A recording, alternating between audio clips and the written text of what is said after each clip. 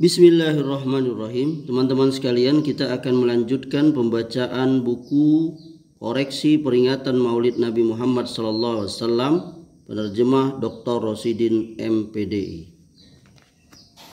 Kita akan membacakan peringatan pertama pada halaman 4 buku ini.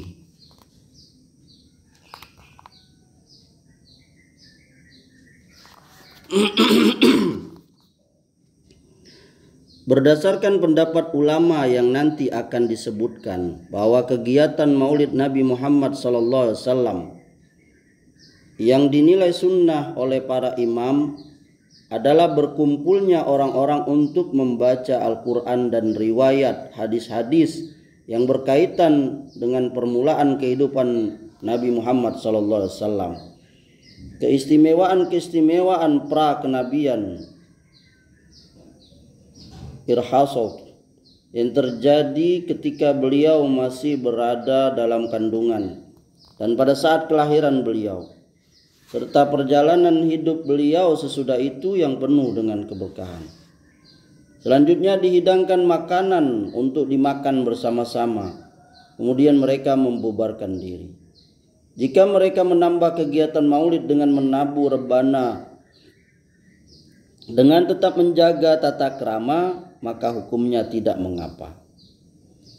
Syekh Syihabuddin Abu Muhammad Abdurrahman bin Ismail yang terkenal dengan sebutan Abu Sama, dalam kitabnya yang berjudul Al-Ba'isu fi Inkari Da'i wal Hawadisi menyatakan, di antara bid'ah yang paling bagus pada masa kita ini adalah apa yang dilakukan di kota Irbil. Semoga Allah Subhanahu wa taala menyempurnakan kota ini setiap tahun bertepatan dengan hari Maulid Nabi Muhammad SAW, yaitu bersedekah, melakukan perbuatan yang baik atau ma'ruf, menampakkan perhiasan dan sukacita. Sesungguhnya kegiatan tersebut di samping berbuat baik kepada kaum fakir miskin juga menunjukkan rasa cinta, pengagungan dan penghormatan kepada Nabi Muhammad SAW di hari setiap peserta kegiatan maulid, serta rasa syukur kepada Allah Subhanahu wa taala atas anugerahnya yang menciptakan seorang rasul yang diutus sebagai rahmat bagi semesta alam, rahmatan lil alamin. Semoga salawat dan salam senantiasa tercurahkan kepada Nabi SAW dan seluruh Rasul. Adapun orang yang pertama kali mengadakan kegiatan maulid di atas adalah Syekh Umar bin Muhammad Al-Mulla, salah seorang ulama soleh yang terkenal. Kemudian kegiatan maulid versi Syekh Umar itu diikuti oleh penduduk kota Irbil dan kota-kota lainnya. Semoga Allah Subhanahu wa taala memberi rahmat kepada mereka semua.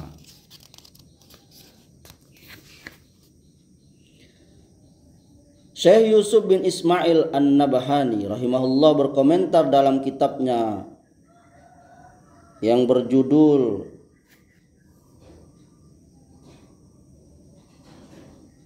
Anwarul Muhammadiyah, Nabi Muhammad SAW dilahirkan di rumah milik Muhammad bin Yusuf dan disusui oleh Suwaibah, seorang budak yang dimerdekakan oleh Abu Lahab.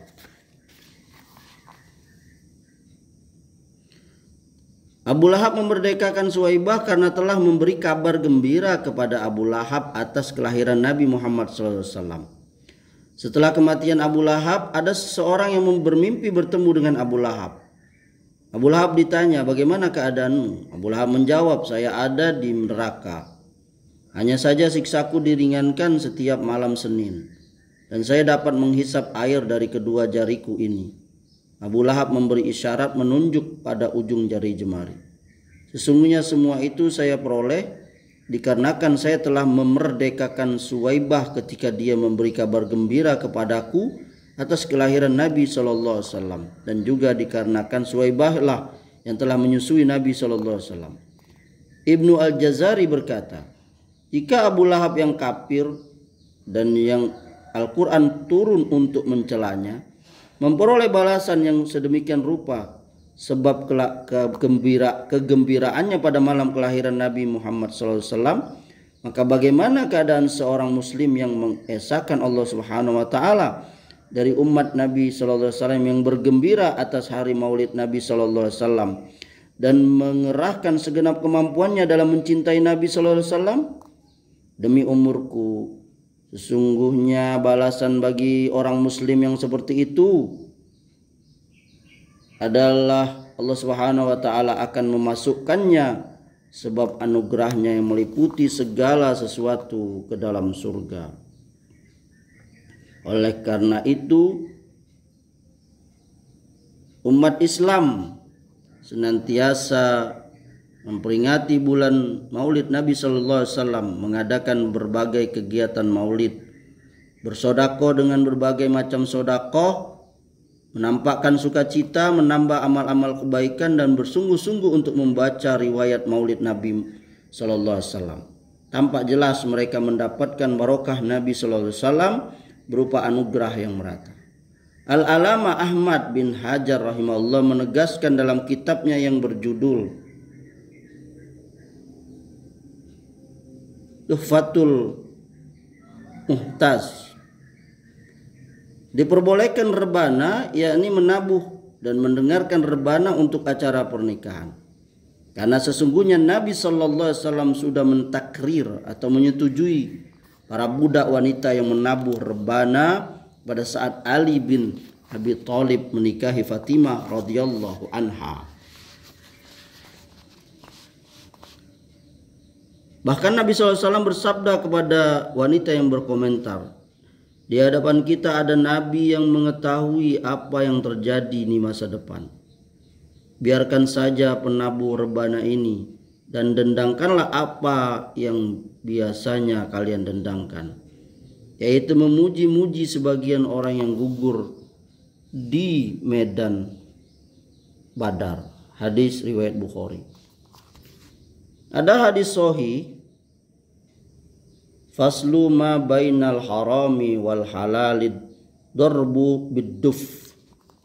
Pemisah antara haram dan halal adalah menabuh rebana. Dan hadis a'linu hadzan nikaha waj'aluhu fil masajidi wadribu alaihi bidduf. Umumkanlah pernikahan ini, selenggarakanlah di masjid-masjid, tabuhlah rebana pada acara pernikahan. Hadis ini sanadnya hasan. Sedangkan penilaian Imam At-Tirmizi yang menilai hadis ini sebagai hadis dhaif adalah tertolak. Dari sini Al-Baghawi dan ulama lain berpendapat bahwa menabuh rebana itu sunnah dalam acara pernikahan dan sejenisnya dan khitan, karena sesungguhnya Umar radhiyallahu anhu juga mentakrir atau menyetujui penabuhan rebana pada acara khitan sebagaimana dalam acara pernikahan, dan Umar radhiyallahu anhu mengingkari penabuhan rebana pada selain kedua acara ini, yakni pernikahan dan khitan. Hadis riwayat Ibnu Abi Syaibah. Dan juga pada selain pernikahan dan khitan, yaitu pada setiap acara yang bernuansa sukacita, min kulli sururin, menurut pendapat yang asah. Berdasarkan hadis At-Tirmizi dan Ibnu Hibban bahwa sesungguhnya ketika Nabi SAW kembali ke Madinah dari sebagian perang, ada seorang wanita berkulit hitam berkata kepada Nabi SAW, sesungguhnya saya bernazar, yaitu jika Allah mengembalikan Anda dalam keadaan selamat, maka saya akan menabuh rebana di hadapan Anda. Lalu Nabi SAW bersabda, jika engkau memang bernazar, maka penuhilah nazarmu. Hadis ini juga memperkuat pendapat Al-Bulqini yang berpendapat bahwa menabuh rebana untuk menghormati kedatangan orang alim atau pejabat tidak ada khilaf atau perbedaan pendapat di dalamnya. Bahkan hadis di atas juga memperkuat kesunahan menabuh rebana dengan tujuan atau menunjukkan rasa gembira atas kedatangan orang alim yang memberi banyak manfaat kepada kaum muslimin, karena tidak sah bernazar dengan perkara mubah dan tidak dituntut untuk memenuhinya. Akan tetapi dalam pendapat ashah dalam bab nazar ada tambahan yang harus disampaikan di sini. Dan diperbolehkan atau disunnahkan untuk menabur rebana menurut ulama yang berpendapat sunnah. Menabur rebana, yaitu meskipun rebana itu memiliki kecer. Dalam hadis di atas bersifat umum. Pernyataan bahwa rebana yang diperbolehkan atau yang disunahkan itu tidak ada kecernya, maka pernyataan tersebut membutuhkan penegasan. Bahwa ada kalanya kecer itu berupa kelintingan yang diletakkan di dalam rebana seperti rebana Arab. Atau kecer itu berupa kecer lebar yang terbuat dari kuningan dan diletakkan di lubang-lubang sekeliling rebana seperti rebana Ajam atau selain Arab.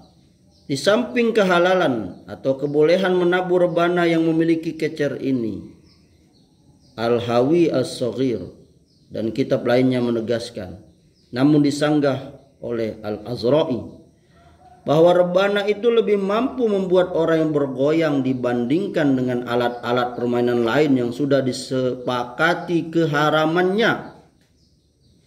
Al-Hawi As-Saghir juga menjelaskan secara panjang lebar